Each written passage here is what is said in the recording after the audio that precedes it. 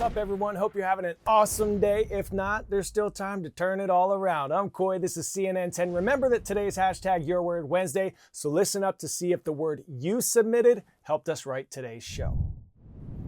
We start today at The Hague in the Netherlands with an announcement from the International Criminal Court. It is seeking arrest warrants for Israeli Prime Minister Benjamin Netanyahu and his defense minister, as well as 3 leaders of Hamas, the Palestinian terrorist organization that runs the Gaza Strip. The court says war crimes were committed in the October 7 attacks on Israel and the subsequent war in Gaza.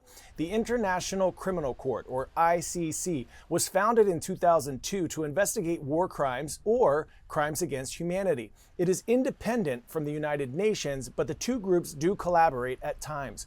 Unlike a court in the United States or maybe another country, the ICC doesn't have its own police force to make arrests. Instead, it relies on the 124 countries that recognize the court's legitimacy to arrest people accused of war crimes. The United States is not a member of the ICC, but President Joe Biden still slammed the court for its decision to go after Israel.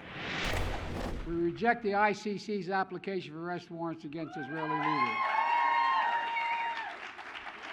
Whatever these warrants may imply, there is no equivalence between Israel and Hamas. If the ICC grants the arrest warrants, all the people named, including Netanyahu, could not travel to any of the 124 member countries, including the U.S. allies of Germany and Britain, or else they would risk getting arrested. Next, we head to Ukraine as the U.S. ally fights back against its neighbor Russia, which invaded the sovereign nation more than 2 years ago. Heavy fighting is raging in the eastern Kharkiv region of Ukraine as billions in new U.S. aid is just now making it onto the battlefield. CNN's Nick Payton-Walsh takes us to the front lines. Dusk begins a race to hide before dark. It's this drone unit's first night in a new location. What?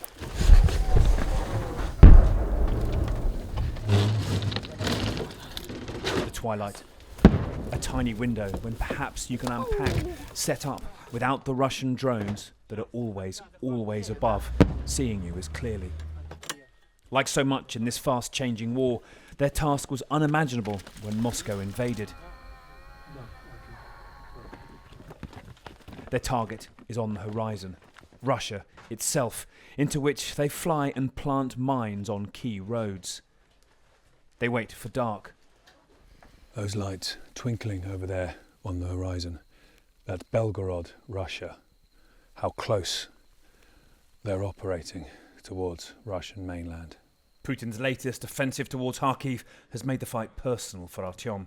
His parents live about a 5-minute drive away, and fighting for his literal home is unsettling.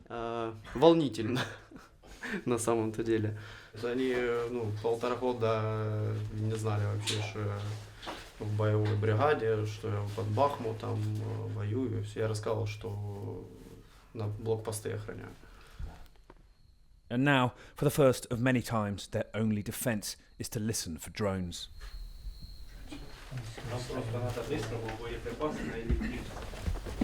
Назад. Орлан летит. Прям над нами летит. Орлан.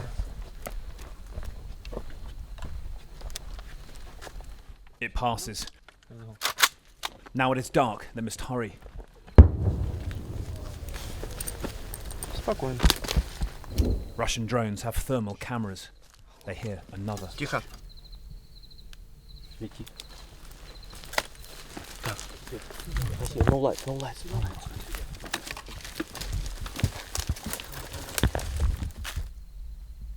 Battles raging nearby may help them go unnoticed. They resume. Any strike could also ignite the 2 mines they're fitting. But they hear another drone. Бегом.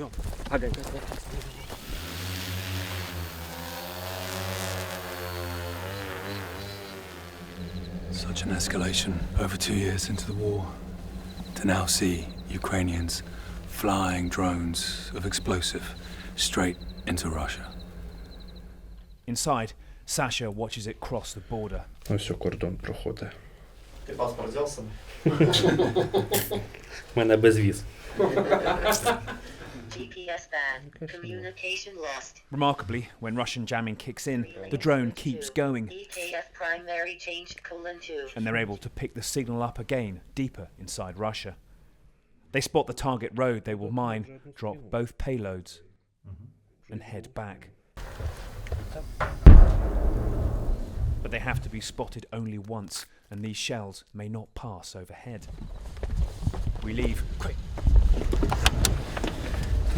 Go. Lights off at first to avoid drones. The road littered with anti-tank defences, not laid out in time to hinder Russia's latest advance. And now they have only courage and ingenuity to hold back the dark. Nick Payton-Walsh, CNN, outside Kharkiv, Ukraine. Pop quiz hot shots. Which of these sea creatures is the largest invertebrate on Earth? Giant sea spider, Japanese spider crab, giant squid, or lion's mane jellyfish? All right, sea stars, if you said giant squid, you are correct. They can grow up to 60 feet long. It's the world's largest invertebrate, which is an animal with no backbone. For our penultimate story of the day, we get a glimpse of some rare footage of a deep sea squid. Scientists from the UK and Australia captured visuals of this deep sea hooked squid, one of the largest deep water squids in the world. It was filmed grabbing a camera over 1,000 meters deep in the South Pacific. The creature flashed bioluminescent lights on two of its arms and sank the camera. Those lights, called photophores, are the largest known in the world. They're typically used to startle prey. Scientists say the squid mistook the camera for a snack.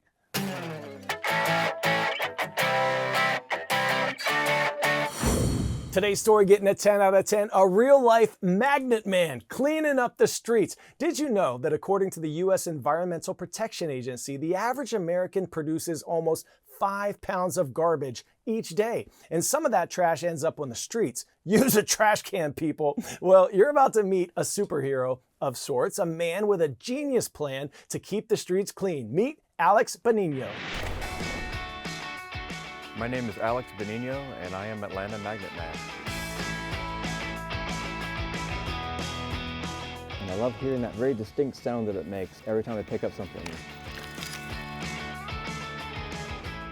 My initial goal was to clean up my route to work.